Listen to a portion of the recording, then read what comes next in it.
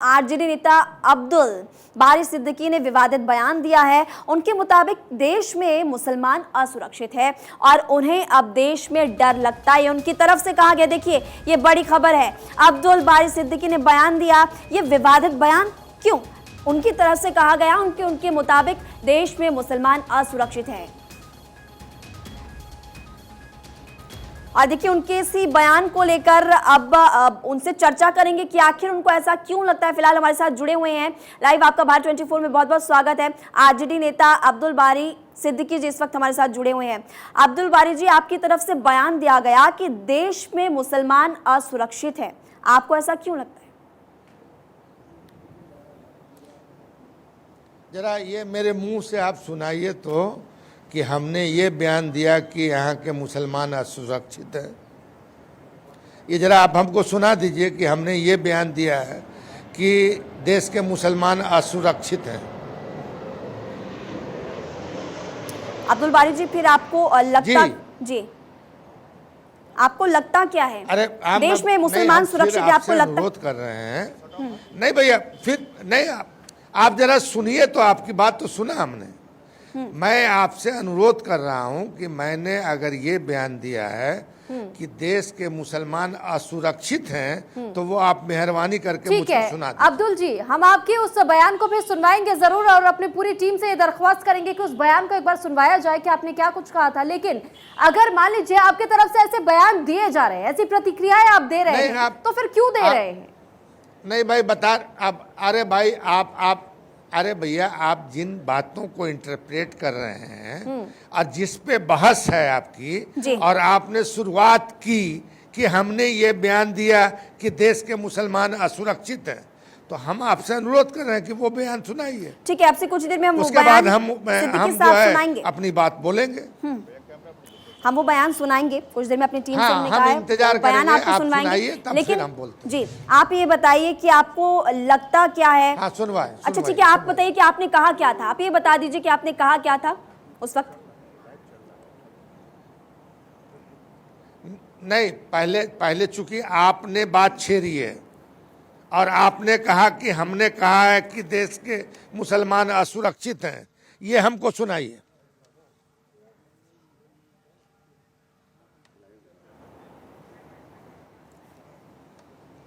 ठीक है सिद्दीकी साहब, सुना रही हैं क्या? जी बिल्कुल बिल्कुल, बस उस बयान को हम आपके सामने रख ही रहे हैं, आप उसकी चिंता ना कीजिए। आपको दोबारा से वो बयान बखूबी सुनवाया जाएगा कि आपने क्या कुछ कहा था। थोड़ा सा समय दे दीजिए, थोड़ा सा समय दे दीजिए, हमारी टीम आपको बयान पहले सुनवा देती है। आप नहीं, हम इंतजार बयान सुना रहे, आप सुनिए। सिद्दीकी जी सुन लीजिए, बयान सुन लीजिए।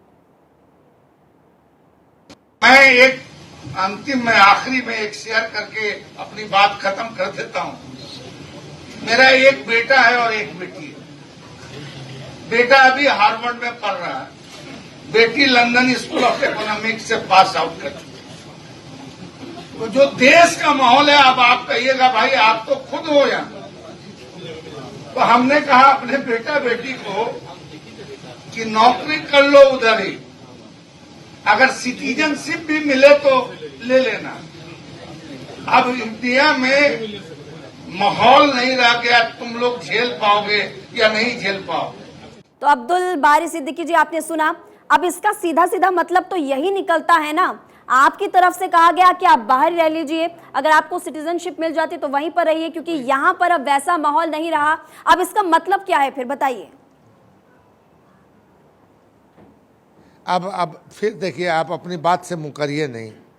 आपने तो सवाल कर दिया था कि हमने कहा कि मुसलमान असुरक्षित है, तो हमने कहा लास्ट मतलब पूरा नहीं सुनाई है कि बहुत दुख, सुनिए अरे भाई, अब मैंने कहा कि बहुत दुख के साथ कहना पड़ रहा है, जिस मुल्क में पैदा हुए बड़ा हुए, सारी राजनीति किया, समझा कि नहीं, जेल गए, मरे खटे, समझा कि नहीं, उसमें कुछ लोगों ने देश का माहौल घृणा का, नफरत का, जलन का, घृणा का जो बना रहे हैं, ऐसी स्थिति में हमने अपने बच्चों को कहा कि वहाँ नौकरी मिले, नौकरी कर लो, सिटीजनशिप मिले, सिटीजनशिप ले लो।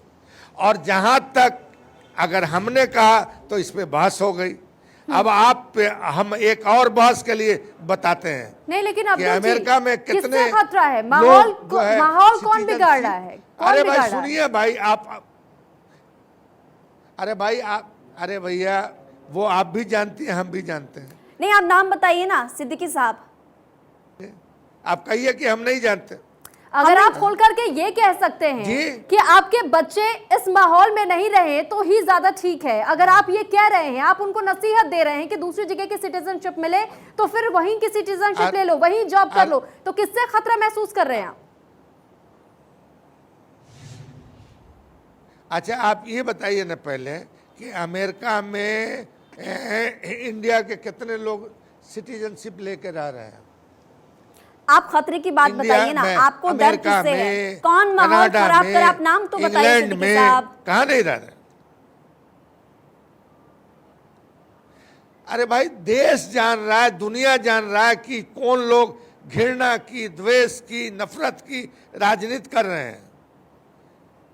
और अभी आपने देखा नहीं कि एक सज्जन, इस पे आपने कभी बहस कराया कि चाहे उनका व्यू जो भी हो, मगर एक सज्जन, पता नहीं क्या नाम है, किस संस्था से जुड़े हुए हैं, उन्होंने कहा कि अगर शाहरुख खान मुझे नजर आए तो हम देखते ही उसकी कत्ल कर देंगे। इसमें बहस चली।